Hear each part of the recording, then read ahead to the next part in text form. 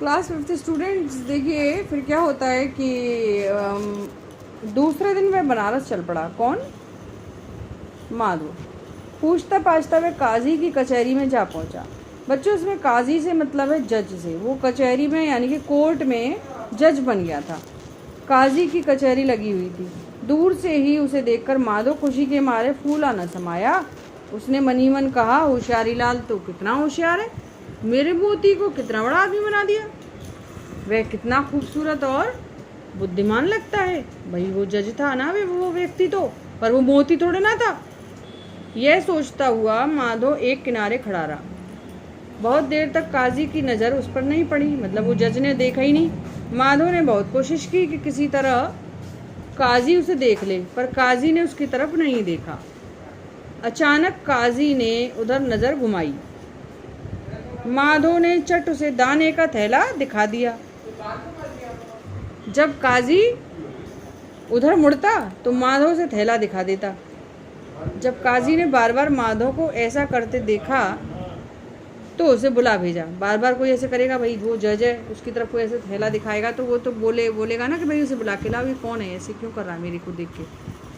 तो माधव ने खुश होकर मन ही मन कहा, आखिर मूर्ख ने मुझको पहचान ही लिया। काजी ने माधव से पूछा कि वह कौन है और क्या चाहता है। माधव को बुरा लगा। उसने सोचा, मेरा मोती होकर मुझसे ऐसे पूछ रहा है।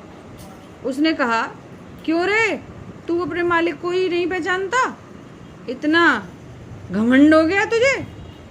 उसने थैला उठाकर कहा, अच्छा तुझे भले ही ना पहचान, मुझे तो मत पहचान, लेकिन इस थैले को तो पहचान ले। तू इसी में से रोज दाना खाया करता था। होशियारी लाल साहब ने तुझे आदमी बना दिया तो पिछली बातें सब भूल गया।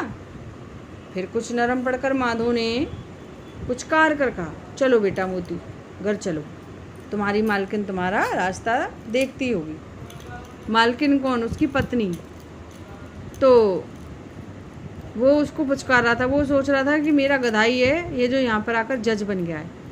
पहले तो पागल समझकर काजी को उस पर दया आई, पर माधव अपनी जिद पर अड़ा रहा। परेशान होकर काजी ने दरबान को बुलाकर माधव को कचहरी से बाहर निकलवा दिया। बच्चों, जो जज होते हैं ना कोर्ट में, उनको अलग से एक दरबान मतलब चौकीदार मिलता है जो उनके काम करता है छोटे छोटे। तो उन्होंने, काजी ने मतलब जज ने क्या करा, दरबान को बुलाया और माधव को कचहरी से बाहर निकलवा दिया। अब तो माधव के गुस्से का ठिकाना ना रहा। वह चिल्ला चिल्ला कर कहने लगा, कैसा नमक हराम है? नमक हराम जो बात नहीं मान रहा है। मैंने उसको इतना प्यार किया और वो मेरी बात ही नहीं मान रहा है, मतलब वो तो उसको मोती समझ रहा था अभी तक। यह तो असल में गधा है। मैंने होशियारी लाल साहब को 200 रुपये देकर और मिन्नत खुशामद मतलब उनके गिड़गिड़ा कर, उनके आगे प्रार्थना करके, विनती करके इसे आदमी बनवाया, और अब इसने मुझी को धक्के देकर बाहर निकलवा दिया। क्या यही न्याय है? मैं भी बच्चों को ऐसा मज़ा चखाऊंगा, याद रखेगा। माधव सीधे होशियारी लाल के घर पहुंचा।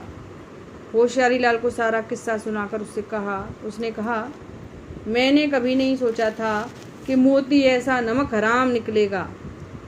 अब एक कृपा और करो होशियारी लाल जी, उसे फिर से गधा बना दो। होशियारी लाल बोला, अच्छी बात है, उसको मैं फिर से गधा बना दूंगा, लेकिन 200 रुपये और लगेंगे। तुम 1 हफ्ते बाद रुपए लेकर आना। 1 हफ्ते बाद माधव रुपए लेकर होशियारी लाल के घर पहुंचा। इसी बीच होशियारी लाल ने मोती को जंगल से पकड़वाकर अपने आंगन में बांध लिया। माधव ने होशियारी लाल को रुपए देकर मोती को खोला और गुस्से से पूछा, कहिए काजी साहब, अब तो मुझे पहचानते हैं ना? मैंने भी कैसा मज़ा चखाया, फिर गधे को का गधा बना दिया। तो देखो, ये होशियारी लाल खड़े हुए हैं और ये वो धोबी है जो मूर्ख बन गया, और ये वही गधा है जिसको होशियारी लाल जी ने जज बनाने के नाम पर उससे 200 रुपये की जगह 400 रुपये भी ऐंठ लिए और उसको पता भी नहीं चला, पता है।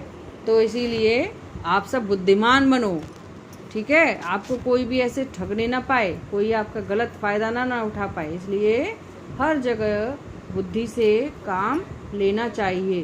तो बच्चों ये पाठ को पढ़ो, बहुत ही रोचक पाठ है ये, और समझो।